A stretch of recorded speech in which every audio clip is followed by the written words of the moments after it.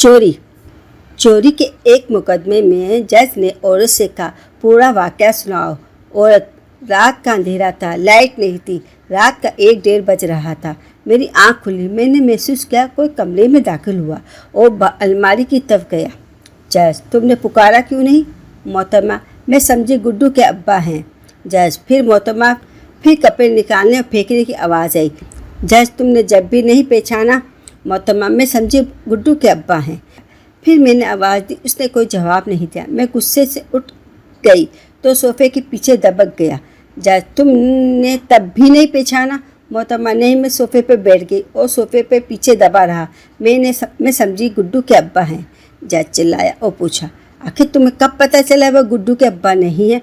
मोहतरमा, आखिर मैं गुस्से से उठी, उसका कॉलर पकड़कर सोफ़े के पीछे से निकाला और हाथ मारने के लिए जैसे ही हाथ उठाया उसने भी हाथ उठाया। बस मैं समझ गई ये गुड्डू के अब्बा नहीं है।